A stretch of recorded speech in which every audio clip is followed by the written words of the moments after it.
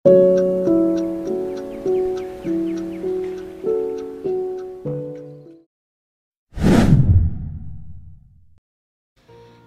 sudah darurat kekerasan seksual.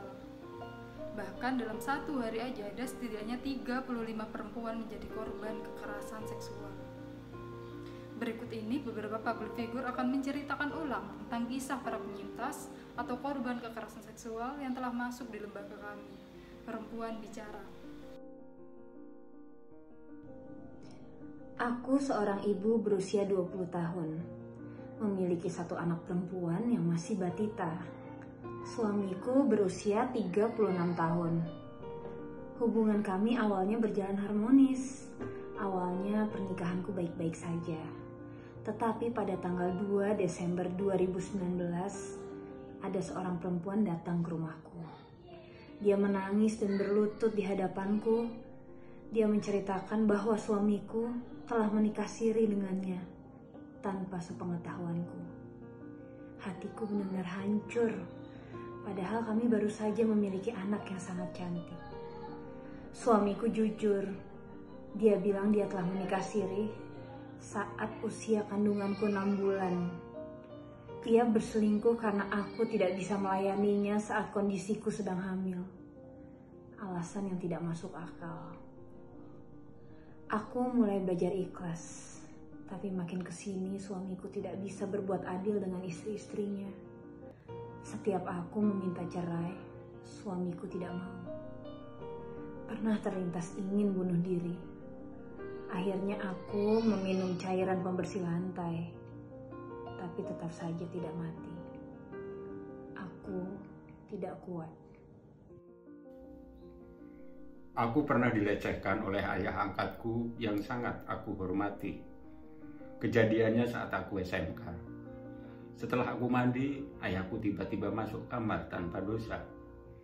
Saat itu aku masih pakai bra dan celana dalam. Dia lihat aku dari atas sampai bawah, terus keluar kamar seenak jidatnya. Setelah itu aku gak mau dekat-dekat dengan ayah angkatku. Lalu saat aku mau lulus SMK, terjadi lagi. Aku mandi dalam keadaan sudah telanjang bulat. Ayah angkatku mendobrak pintu kamar mandi. Seketika aku jongkok, aku nunduk dan berdoa kepada Tuhan agar orang itu cepat keluar dari kamar mandi. Dua keadaan tersebut terjadi saat rumah sepi gak ada orang. Sekarang usiaku 23 tahun. Kalau di rumah hanya ada aku dan orang itu doang, lebih baik aku keluar rumah. Mandi pun sekarang aku harus cepat-cepat karena trauma dengan kejadian yang lalu. Aku seorang difabel berusia 30 tahun. Kaki kananku mengalami kelumpuhan sejak kecil.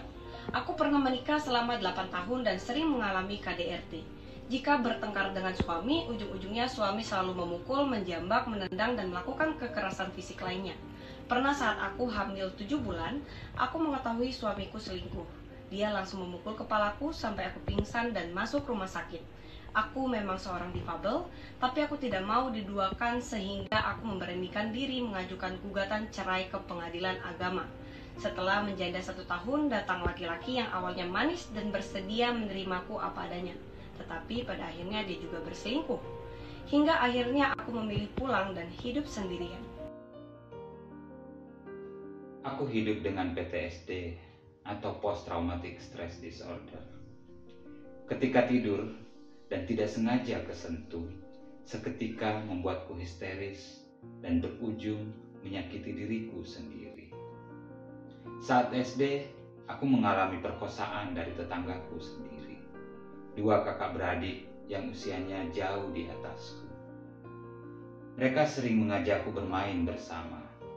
Saat bermain petak umpet, mereka mengajakku sembunyi di salah satu kamar di rumahnya. Gelap dan sepi. Mereka pernah menipuku, berdalih mengajak permainan baru. Aku tidak paham apapun. Mereka bilang permainannya harus membuka celana dalam dan menempelkan bagian tubuh tertentu. Aku risih, tapi tidak bisa apa-apa. Cuma bisa nangis dan minta sudahan karena permainannya menyakitkan. Tapi mereka tetap melakukannya dan tidak berhenti. Tidak hanya itu, aku memiliki pengalaman buruk dengan kakak kandungku sendiri. Sudah 3 kali dia masuk kamarku diam-diam saat aku tertidur. Dia meremas payudaraku, dan ketika aku terbangun, dia berdalih meminjam HP. Aku tidak pernah menceritakan ini kepada siapapun. Aku tidak mau orang tuaku sedih dan kecewa dengan kelakuan kakakku. Aku hanya diam. Aku benar-benar merasa hancur melawan PTSD. Setiap kali bertemu dengan 3 orang itu, rasanya tubuhku kaku. Aku tidak sanggup. Di Sumba, Nusa Tenggara Timur, kekerasan seksual juga terjadi pada perempuan dalam rupa-rupa praktek kawin paksa atau kawin tangkap. Ini adalah sebuah tindakan di mana seorang perempuan diambil atau ditangkap secara paksa untuk dinikahkan atau dinikahi.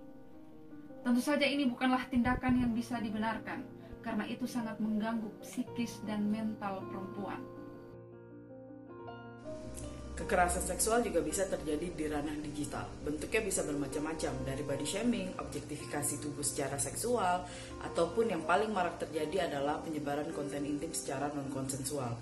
Oleh karena itu, sebenarnya kita wajib untuk mendukung korban-korban kekerasan seksual untuk bisa mendapatkan keadilannya. Kasus kekerasan seksual di Indonesia setiap tahun terus meningkat.